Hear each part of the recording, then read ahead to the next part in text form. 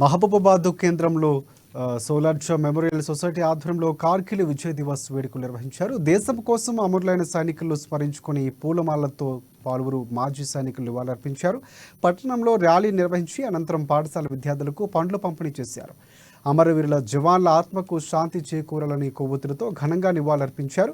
2003వ సంవత్సరంలో జూలైలో కార్గిల్ యుద్ధంలో వీరమరణం పొందిన వారికి ఘనంగా నివాళులర్పించినట్లు మాజీ సైనికులు చెప్పారు.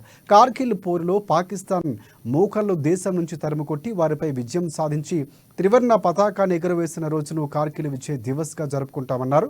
కార్గిల్ పోరులో వీరమరణం పొందిన సైనికుల ఆత్మశాంతి కోసం కార్గిల్ విజయ్ దివస్ను ప్రతి సంవత్సరం జూలై 26వ తేదీన నిర్వహిస్తున్నట్లు వారు తెలిపారు.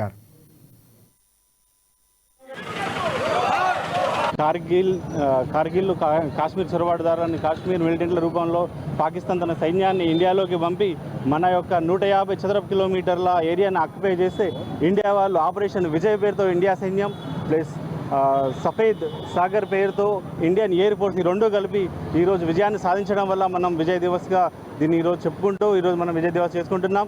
దీనికోసం మా మాజీ సైనికులందరూ కలిసి మా మహబూబాబాద్ డిస్ట్రిక్ట్ నుంచి మేమందరం మా కార్గిల్ వీరులుగా మేము కూడా కార్గిల్లో పోరాడం కాబట్టి మా తరఫున కూడా కొన్ని మాకు కూడా బెనిఫిట్స్ కావాలని చెప్పేసి కోరుతున్నాం. ఏదైతే సైనిక్ భవన్ అనుకుంటున్నామో మేము ఆర్మీ నుంచి రిటైర్డ్ ఎవరైతే వచ్చారో వాళ్ళందరికీ 170 గజాల స్థలం ఏదైతే జీవో ఉందో ఆ జీవో ప్రకారం మా స్థలాలను కొంచెం మా కోసం మా మీద కనికరించి మేము కార్గిల్ వీరులుగా మమ్మల్ని కూడా గుర్తించి ఈరోజు 25 సంవత్సరం పూర్తి చేసుకున్న సందర్భంగానైనా కానీ గవర్నమెంట్ అఫీషియల్స్ కానీ రాజకీయ నాయకులు కానీ స్పందించి మాకు కొంచెం ఈ బెనిఫిట్స్ ఇవ్వవలసిందిగా మేము వాళ్ళని కోరుతున్నాం.